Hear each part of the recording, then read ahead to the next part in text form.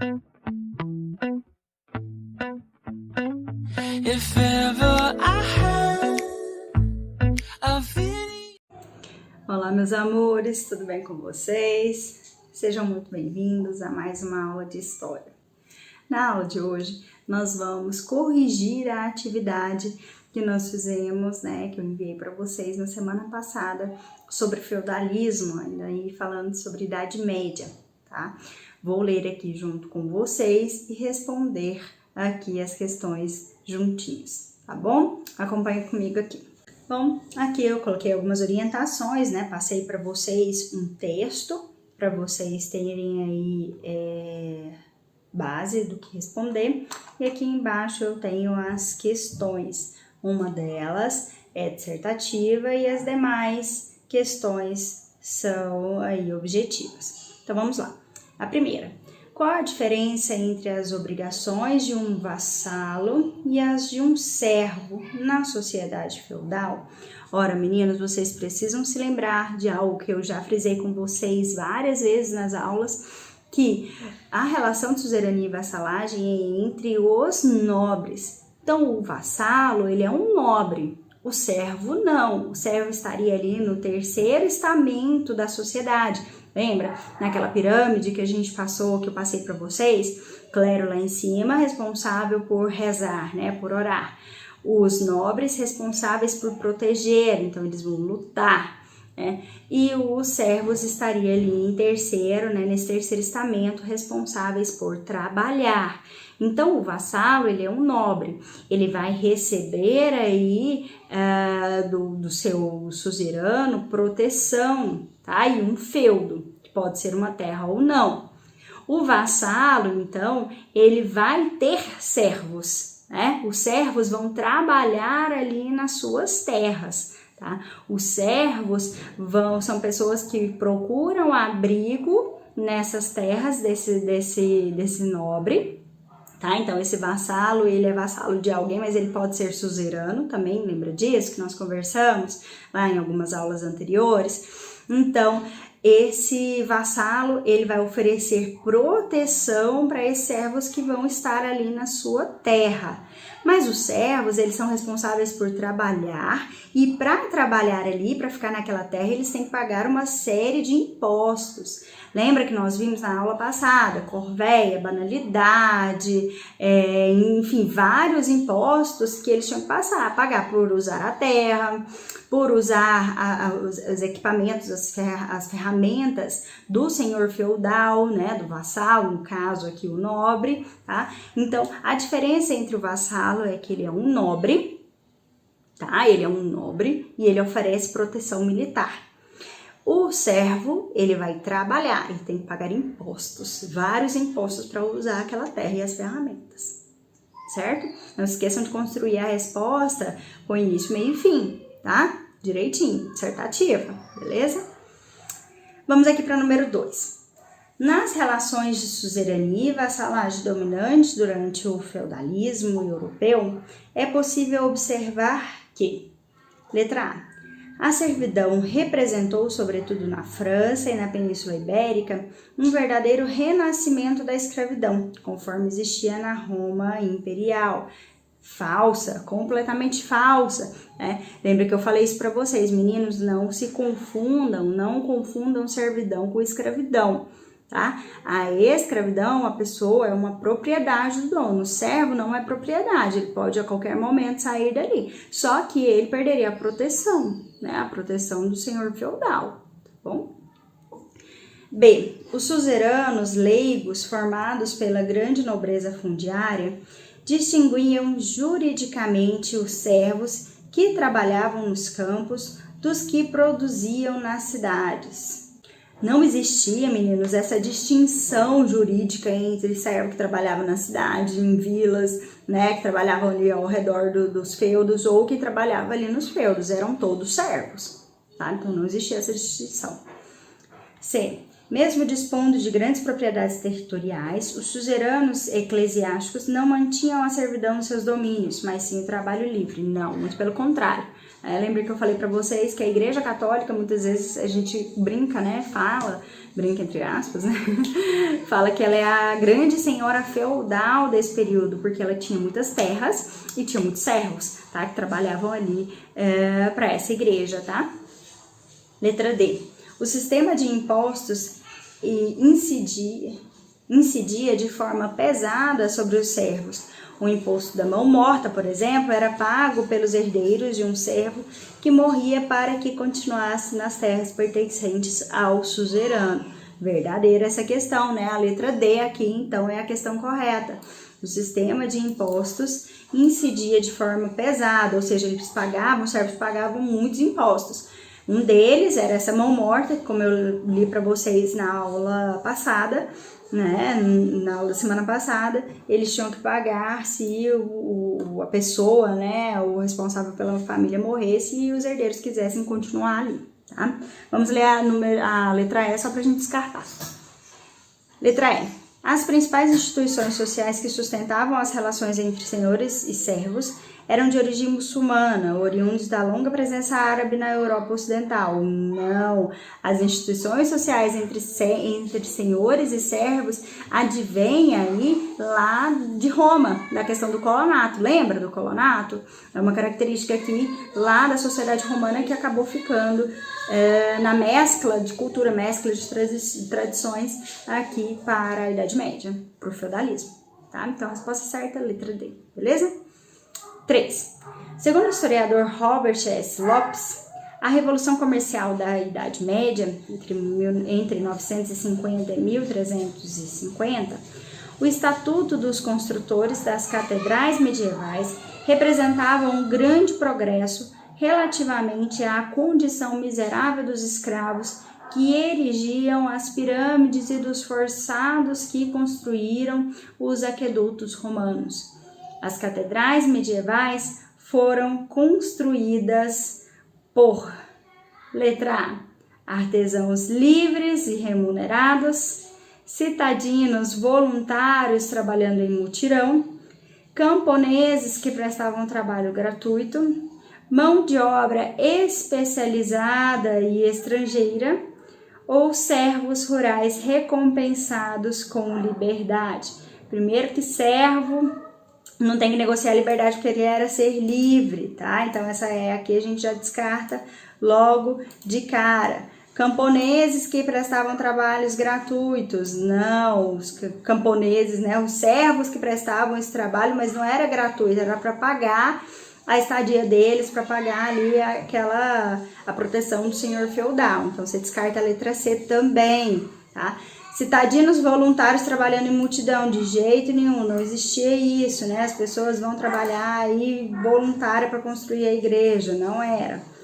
Mão de obra especializada estrangeira, não tinha, tanto é que lembra que eu falei para vocês que a Idade Média é um período perigoso, então não existia muito essa relação de trazer outras pessoas de outros locais para poder construir as igrejas, né? Fazer as construções. Então não existia isso. E não existia uma mão de obra especializada, não existia engenheiro ainda nesse período, né?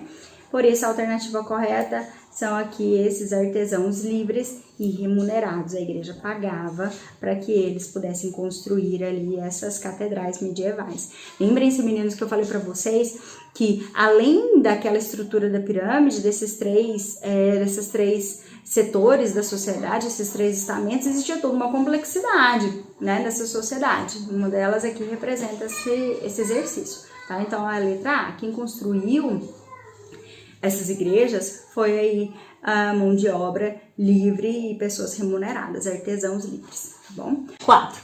Os versos abaixo demonstram como a sociedade feudal era estruturada a partir de relações de dependência pessoal. Leia-os com atenção. Se o meu senhor for morto, eu quero que me matem.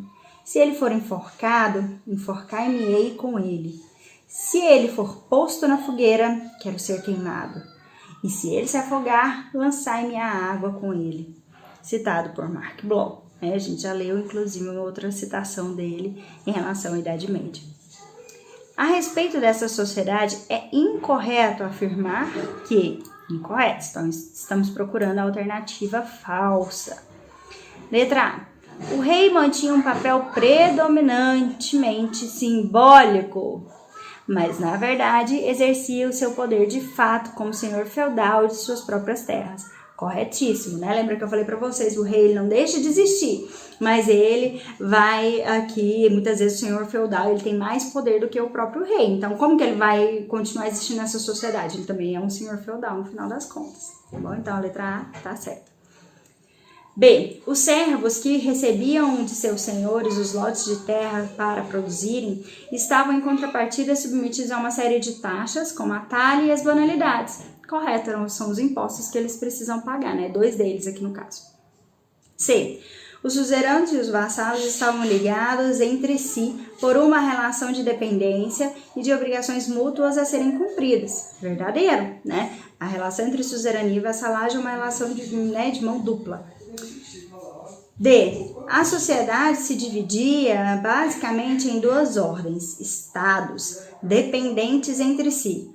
Uma reunia os indivíduos descendentes dos romanos e a outra dos germânicos. Totalmente falsa, né? Não eram em 2 ordens, 2 estados, eram em 3, basicamente. Mas fora isso, existia uma série de outras complexidades, né? Nós falamos ali, agora há pouco, sobre os artesãos livres, por exemplo. Tá bom? Então, a resposta certa para essa questão, que pede a incorreta, é a letra D.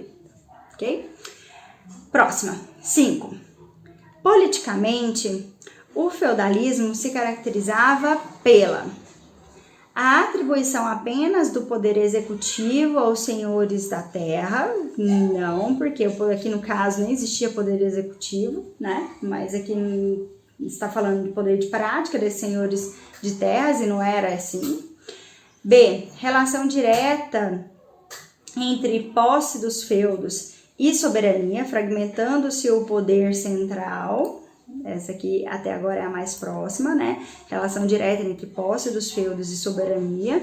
Então, se você tem o feudo, você tem poder, né? Isso que quer dizer soberania. Se você tem o feudo, você tem poder.